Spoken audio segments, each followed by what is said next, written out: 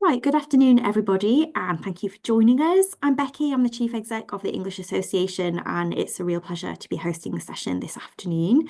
Quick word about us, the EA. We are a learning society and subject association which was founded in 1906 to support, promote, and celebrate the discipline of English studies. We cover all stages of education from primary and early years through secondary and further to higher education and beyond. And we cover all parts of the discipline across language, linguistics, literature, and creative writing. Events like tonight's are made possible by the fantastic contribution of our volunteer speakers. So thank you so much to Zahida and Leslie for being here with us today. Our members also make it possible for us to keep these events free and open to all by paying their membership fees. So if you would like to contribute to the national conversation about English and help support our discipline, please consider joining us. It costs just £55 to support our events, campaigning and advocacy work for a whole year, and you get access to a range of member benefits, including online access to all our journals. Okay, so now it's my pleasure to hand over and enjoy tonight's session. Thank you. Thank you, Becky. I'm just getting my slides up, hoping everyone can see this. Just need to make sure that it is on slideshow and on the right slide. That would help. Great. Yeah. So I am Dr. Zahida Nabigarika. I work in the social impact team at Penguin Random House, and I lead the Lit in Colour campaign, which is all about supporting UK schools to teach more books by writers of colour from primary up to secondary. The campaign was launched in collaboration with the UK's leading race equality think tank, the Runnymede Trust, in 2020. And hi, everyone. I'm Dr. Leslie Nelson-Addy, and I'm an education consultant, continuing to work with the campaign. I was one of the researchers for the Lit in Colour report that was published in June 2021, and I used to work at the Runnymede Trust as education manager. So today, in our talk, Research, Engagement and Impact to Date, we will share key findings from the Lit in Colour research, talk about the support we've provided to schools across the country, and highlight some resources that may be useful to you in your schools, libraries and classrooms. We wanted to start off a little bit interactively. So if you could put in the chat if you've heard of Lit in Colour, so maybe do a little thumbs up or something, a little reaction. Zahida's keeping an eye on this as well, so that's great. Has anyone used the resources that are available on the Lit in Colour website? Has anyone shared resources with other teachers?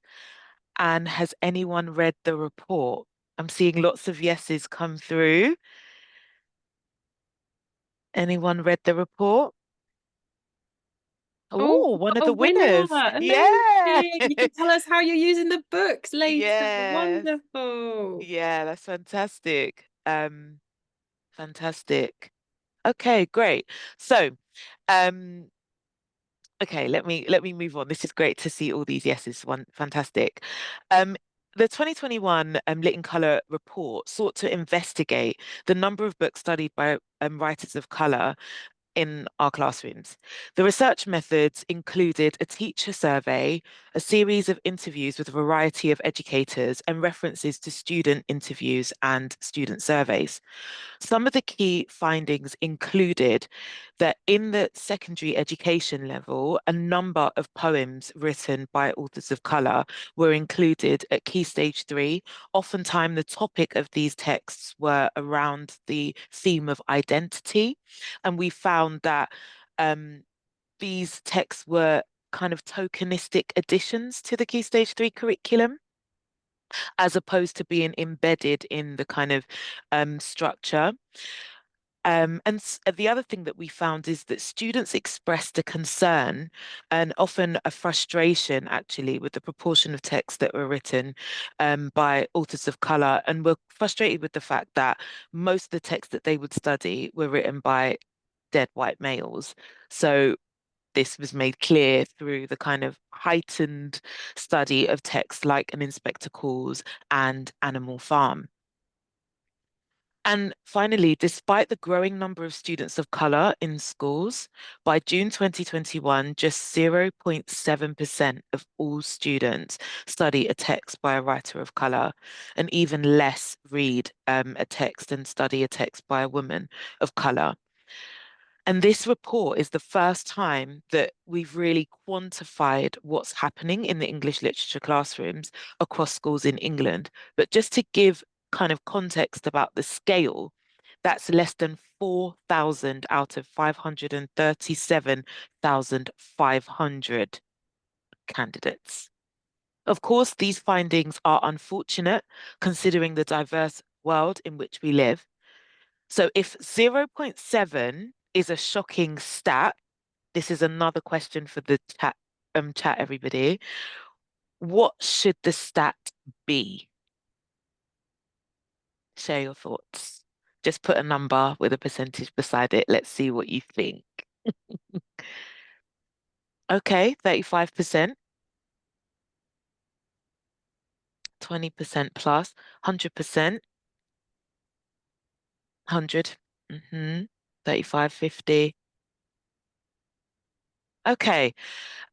This is so interesting. We've actually asked this question before and had a similar kind of array of numbers, but I think what we'll just say is that the question is studying a text by an author of color.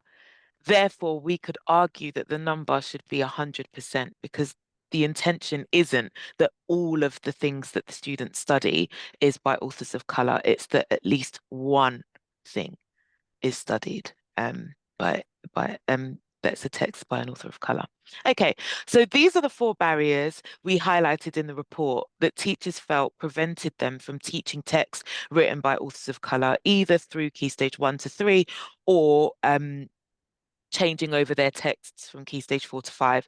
And these barriers are on the screen as you see: time, money, subject knowledge, and confidence. It's all of these barriers are intertwined, which demonstrates how complex this issue is in terms of trying to resolve the issue. And some of the main concerns embedded within these barriers that teachers and educators had around subject knowledge, for example, was the gaps in training, making Key Stage 3 match Key Stage 4 curriculum. There was also a fear around saying the wrong thing that could offend a student or even parents. There was a requirement for accessible and ready to use resources. It was no use kind of just pointing out to teachers what they could use or what they could read, but actually creating things that they could take into their classroom straight away.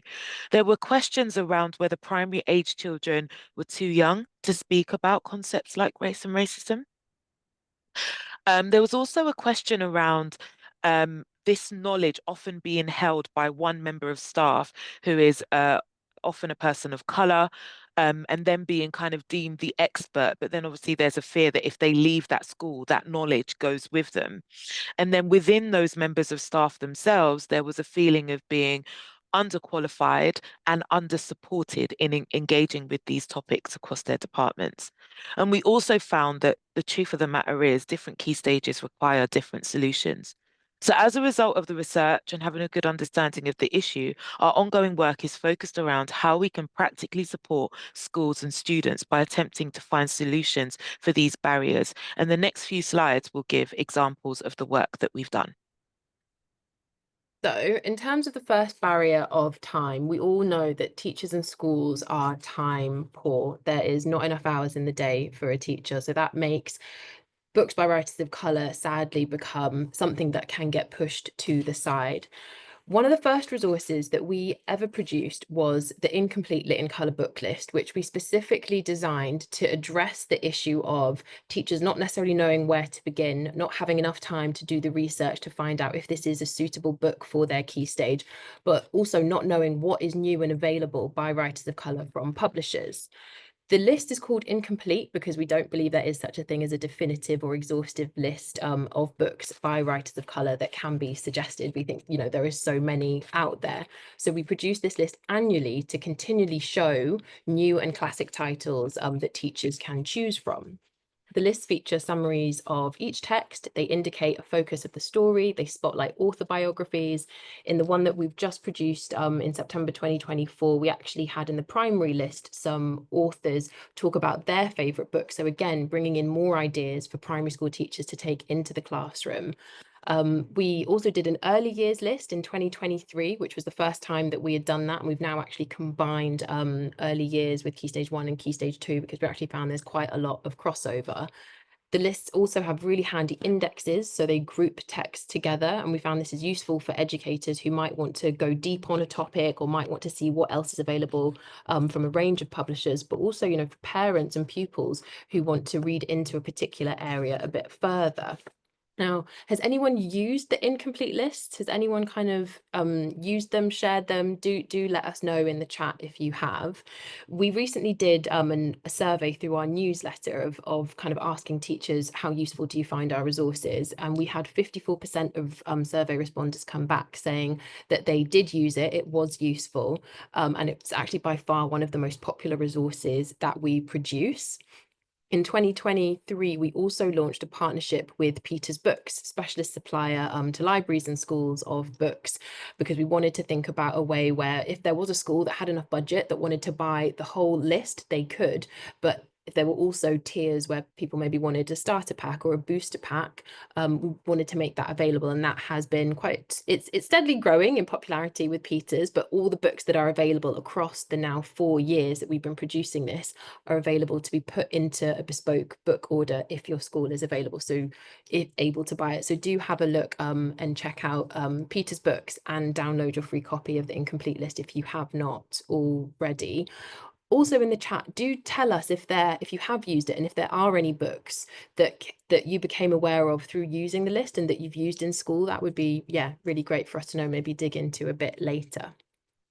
So continuing with the theme of resources and wanting to remove that really difficult barrier of time, we have been producing high quality teaching resources that are classroom ready. So you don't have to kind of do much of the prep yourself, just apart from familiarize yourself with what the resource has, and then you can use it in the classroom.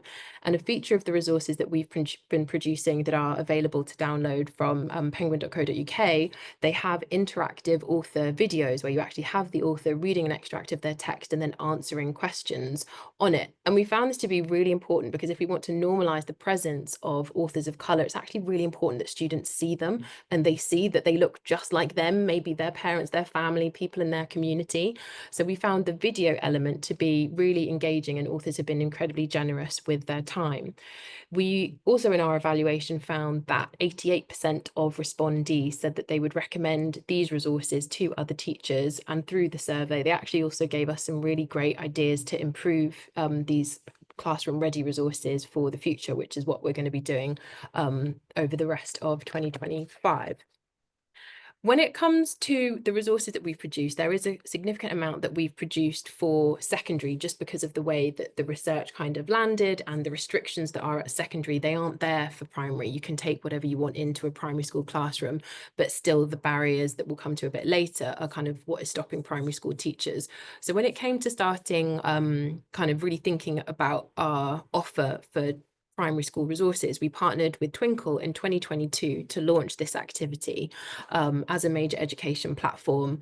We really wanted to kind of think about removing the barriers of cost, but then also ease, and Twinkle have a really easy platform. There is now a Lit in Colour hub that has been active for the last 3 years now. We've had over 63,000 downloads of the Lit in Colour resources from that hub. They're mainly Key Stage 1, Key Stage 2. There are also some middle grade ones.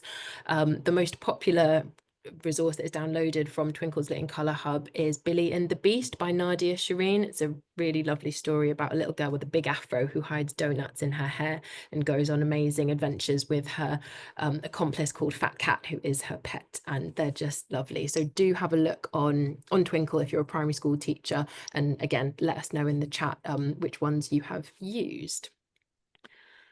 So the next barrier that came up consistently between primary and secondary school teachers was money. Again, we're all aware of how schools' budgets have been slashed and there is little money for quite a lot of really important things, books being one of them.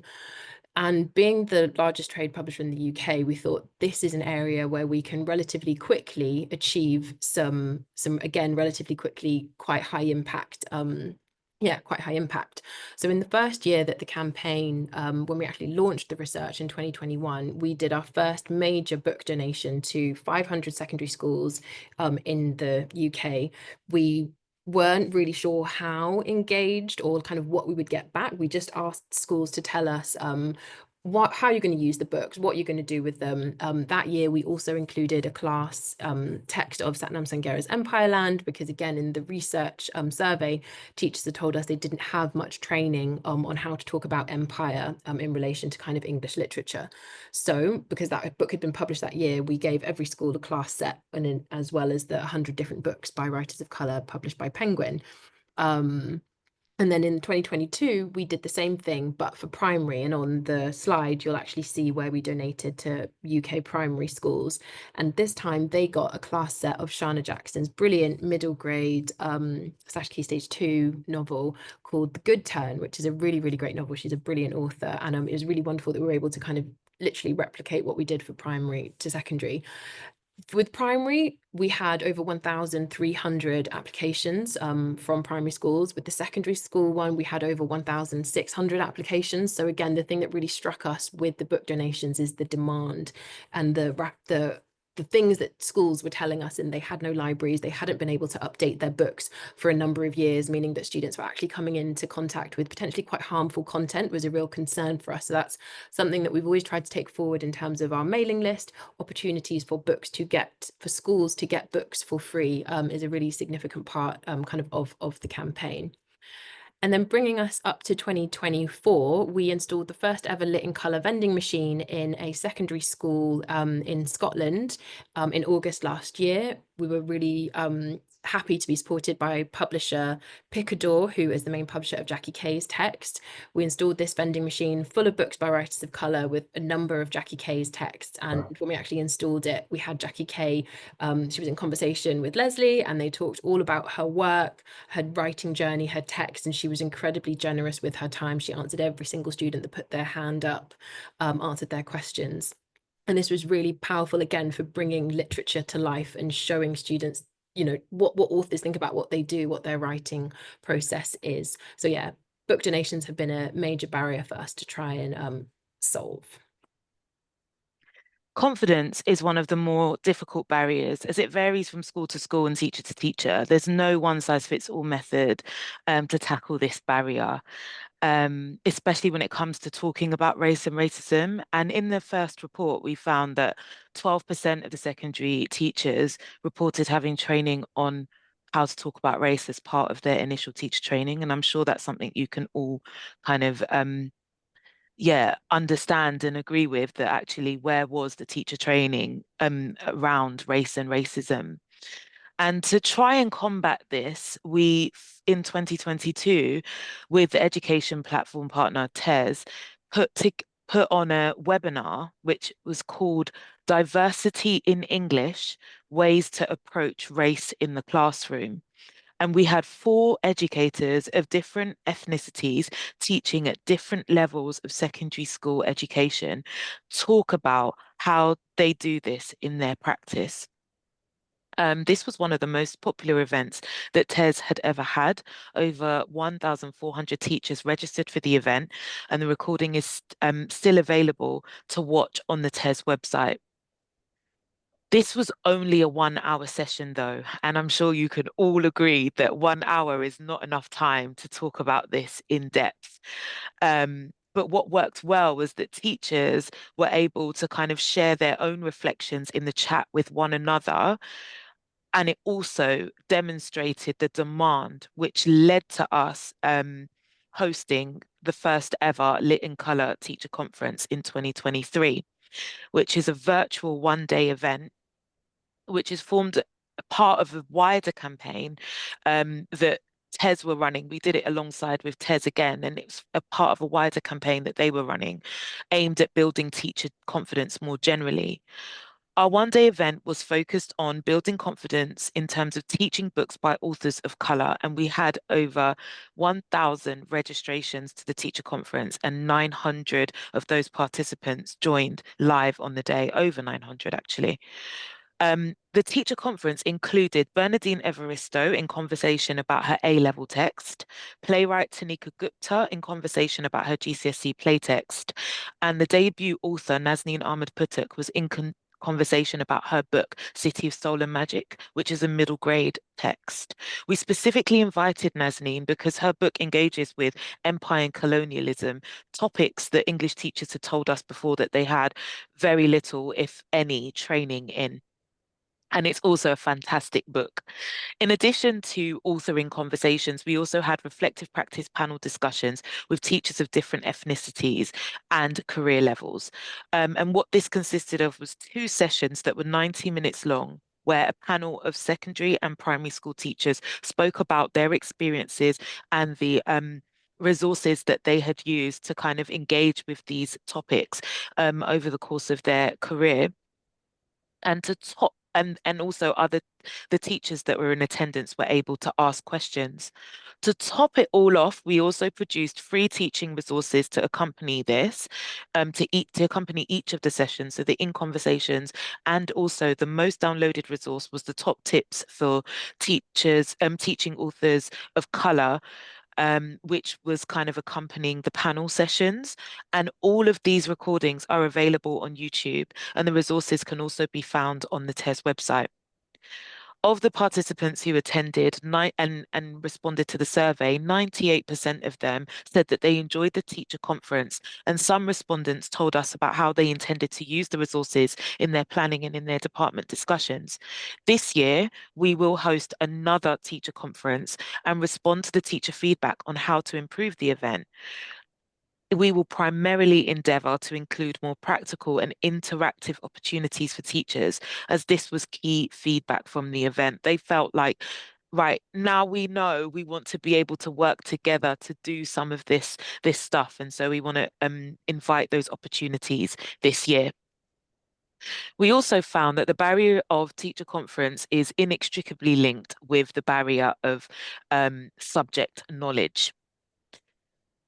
In addition to all the opportunities that we've discussed already about developing subject knowledge through the book donations, through the webinars and the teacher conference, we also felt like it was important for us to develop our subject knowledge in order to ensure that the conversations that we were having were always building on what the teachers and the partners we're engaging with, as well as championing other effective resources to ensure teachers had access to a richer knowledge bank when they chose to diversify their curriculum. It's been great that all 4 exam boards in England have now increased the number of books by writers of colour on their specifications. And one of the ways that we've supported this is through our partnership work with the exam boards in terms of reviewing the tech support guides that have been made available. We've obviously are impressed with this change. However, upon reading some of these texts, we realized that there was great complexity and challenge in the themes and the characters that are presented in some of the texts that have been selected. And so what we did was we commissioned freelancers to support with editing and reviewing text guides that had been produced to ensure that some of these complexities and the nuances were unearthed through the text guides. Some of these text guides include Passing, My Name is Leon, and Girl, Woman, Other. In addition to the text guides that are offered by exam boards, there's also amazing study guides that have been produced by Nick Hearn Books on new play texts, Leave Taking, and Princess and the Hustler. These are fantastic resources that help teachers and students develop their knowledge of the context, characters, language, themes, and assessment requirements of these texts.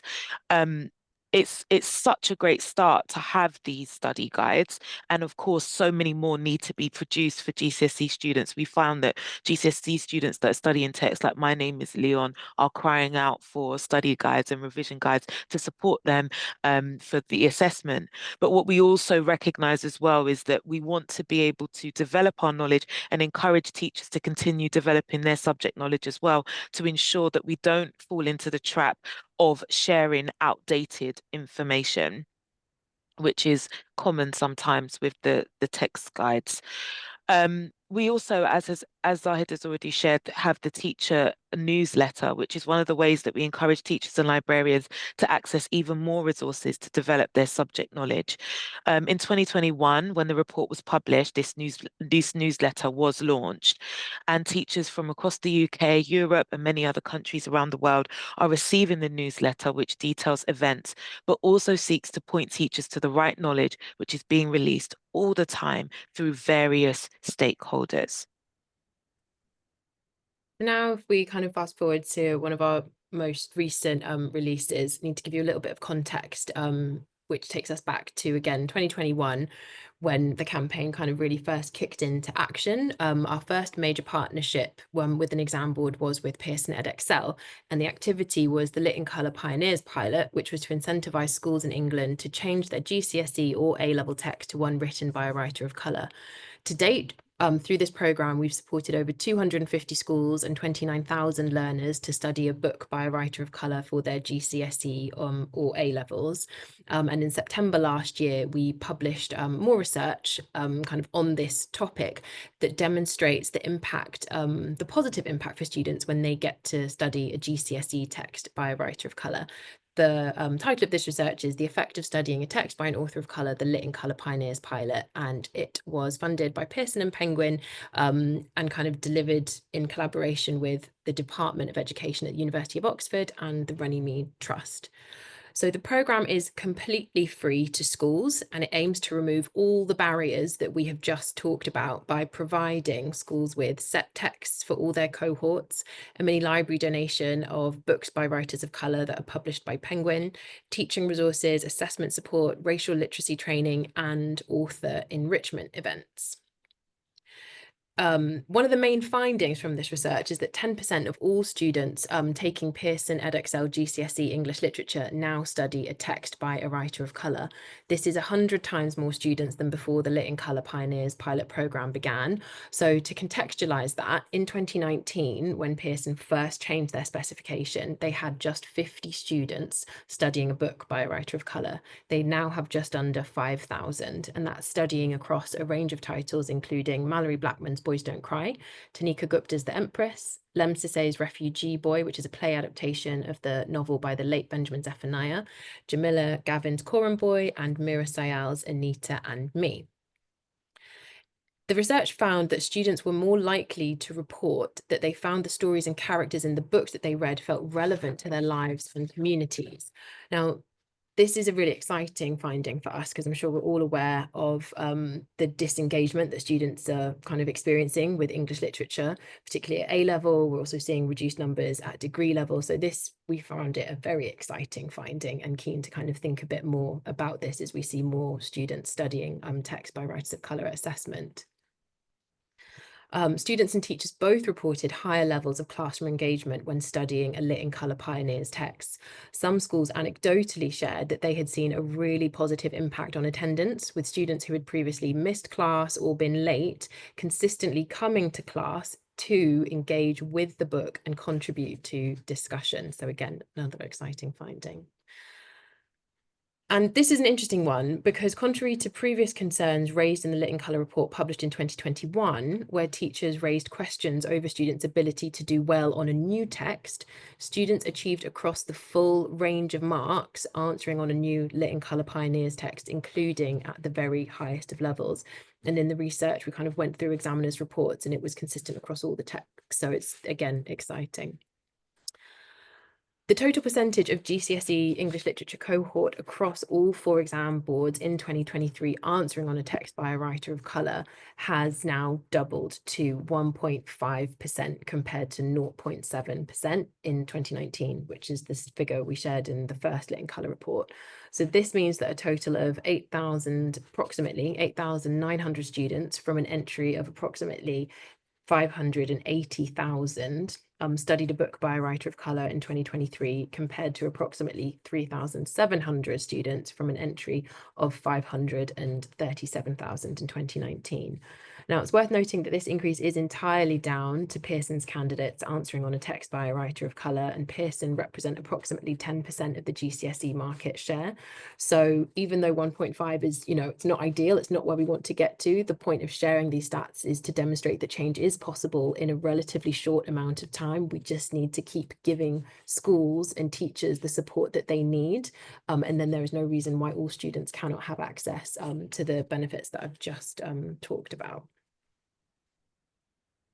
Now, it's important to state that calls to make the curriculum more inclusive and specifically embed anti-racism are not new. Over 20 years ago, the Macpherson inquiry, which was published after the murder of Stephen Lawrence, did this explicitly. And we remain committed to working in partnership with publishing and education stakeholders, as this research demonstrates green shoots are starting to show. The current reality, though, is that 98.5% of the GCSE population in England do not have access to studying books by authors of colour, which is why we wrote to Bridget Phillipson, Education Secretary, and Professor Becky Francis, who's leading the government's curriculum review, to urge them to change this. Before we end for questions, we just want to share this clip of a case study school who took part in the Pioneers pilot, as it highlights the kind of change that is possible for all schools if they have the right support. Thank you, Becky. I think teaching Boys Don't Cry has been almost life-changing in terms of my career, just because I've seen such a switch, like a light going on in so many people's eyes when we teach something that they are engaged with and they enjoy it so much. It's made me want to read books from women of colour more, because they have more perspective and opinions. Not like other books are not good, but it's like it relates more to other people and society in the now, not in the past. I've been teaching for 25 years and it's been the same thing for the last 20 years. And the last 4 or 5 has just been, you can see that change happening, not just within novels, but within the poetry that we're studying. And I think that's just so exciting to be at the forefront of that. We do really try and challenge misconceptions about how important English is and literature is in supporting pathways into engineering and health. We use Boys Don't Cry as a vehicle to be able to push into those areas. They've got to understand the world around them, the people that they work with, and pressures, and be empathetic in the world of work. To be honest, I hadn't heard of Mallory Blackman before we studied it, and I hadn't even really thought about that other communities deserve to be represented in English literature. And now that's like consciously on my mind. And because of how good the book is, I kind of search for those books that aren't necessarily written by the stereotypical author. Academically, for us, it's been phenomenal and groundbreaking in that we've gone from 50% pass rate, so grade 4 and above, to 76% pass rate. And the only thing we've changed is this novel. Well, I think that Boys Don't Cry is like a really good book, and I think if I hadn't read it, I probably wouldn't have read more books outside of school or at home. Reading it really made me want to start reading again, and I'm glad that I read it, and we're glad that we did it at school, because otherwise I wouldn't have started reading. I think you speak to most students in the school, they would say English is one of their favourite subjects, and it's because of the books that we study, it's because of Boys Don't Cry, it's because they were re-engaged with a subject they were once so disaffected with. It's just changed our school community.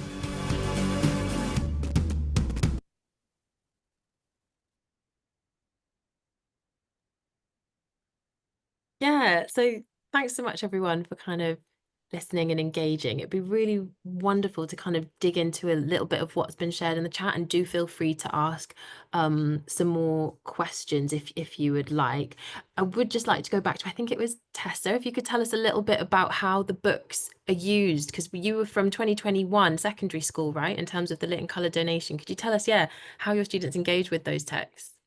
Did you want me to speak or in the chat? Sorry. Oh, yeah, in the chat. I mean, no, sorry, speak. Tell us. Oh, well, I mean, just in a very conventional way, so I'm the school librarian. And we were starting a new library from scratch. So we're a new school that opened in 2020, and the Swan School.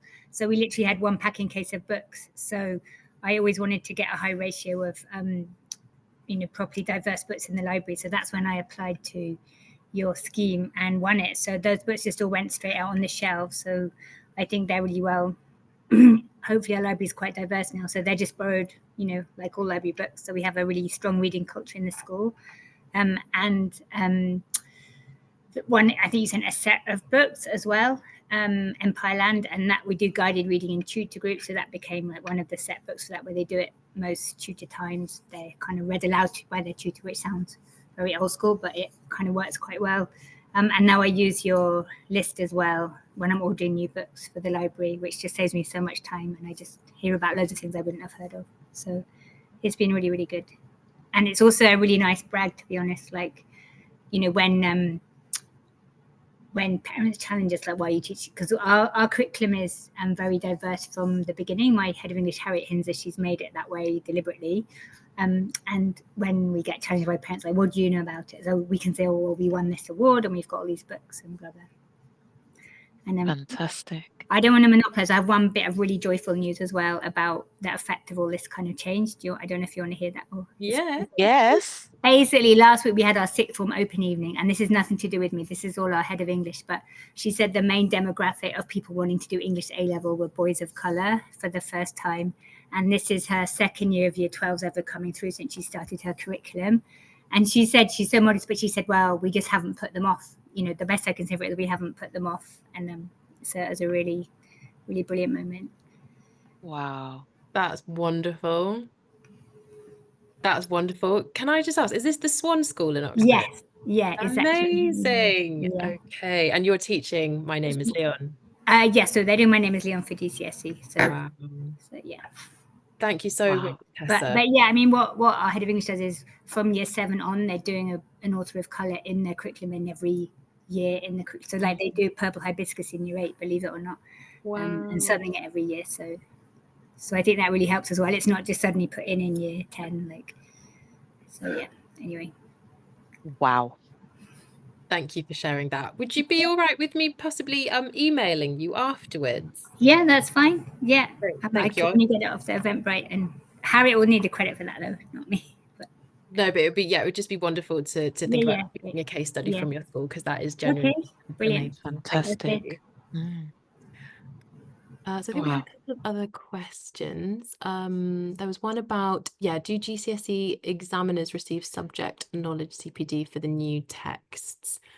So that's a really great question. Not sure we're able to answer that. We do work with all the exam boards, and we are kind of supporting in different ways that we can. We've not actually specifically talked about how we can support GCSE examiners, but that's definitely something we can think about and kind of raise with our exam board partners. Leslie, do you want to answer a little bit on that? Yeah, no, I think you've addressed it. I think it's a great question, and I think it is something that we can put forward to them and see how they respond to that idea.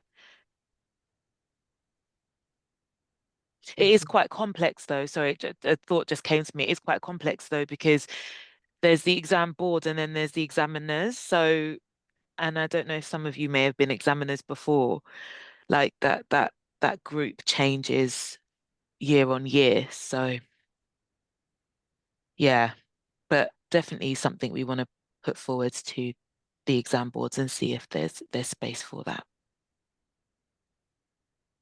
Is there specific? Yeah, can you see that question on demographics? Yeah. Oh no, I didn't see. Oh, such a fan of this program. This may have been covered at the start. Do you have more info on the demographics engaging so far across the country? And are there any differences in the impact that have been worth noting within or between those groups? That's interesting. So I think the short answer is no. No. The latest research, we kind of again did what we did in 2021. We went to all the exam boards, asked them to share their data so that we could kind of isolate Pearson's data and kind of share that 1.5 stat.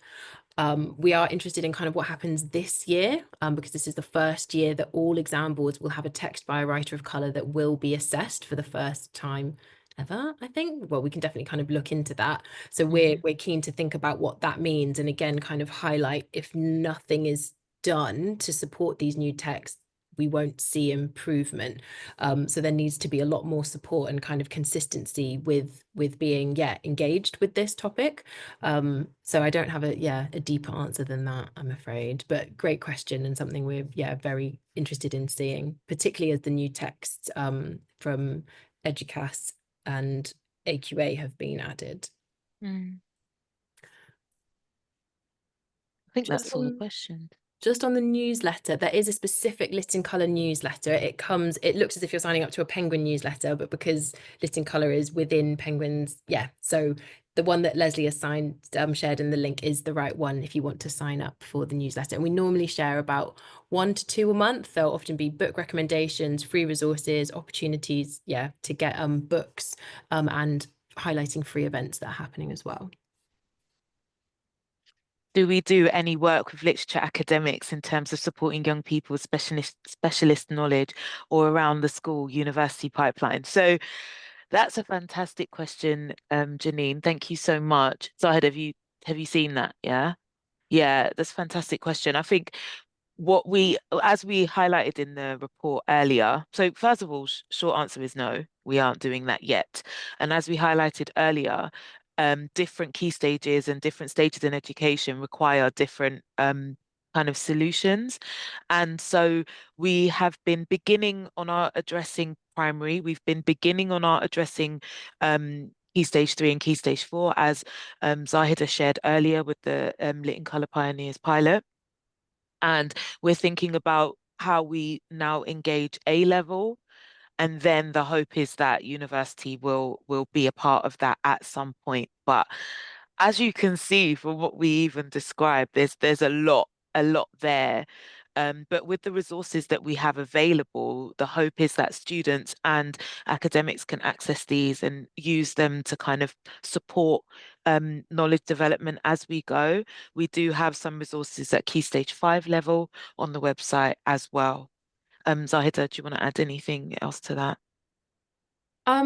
No, I think you've covered it. We do get this question a lot in terms of what is the link now happening between A-level and GCSE, and something that we saw in the Pioneers pilot is that more kids are thinking, I'm going to do A-level now that I've really enjoyed GCSE, but then what happens if they go to do further English and then they get met with what was previously the case in terms of a lack of diversity. So again, this is a marathon, not a sprint, and there's really strong connections that I think need to be made between the two worlds, because I personally don't think there's enough conversation happening between them at the moment in terms of the changes that have been happening in A-level, GCSE, and then what that hopefully will mean when we get to higher levels of English. Yeah. We've only got about 2 minutes left. So does anyone have any other questions? And feel free to just turn your mic on and ask if you'd like to. No? Okay. Well, thank you so much for having us here, Becky. It's been a real pleasure being able to talk about the work that we've done so far. Thank you. Thank you so much, Zahid and Leslie, and thank you to all of you for coming along and asking all those brilliant questions. I hope to see you all at another one of our events that's coming up, but for now I'll let you go and enjoy your evenings. Thank you so much. Thank you. Thank Bye. you.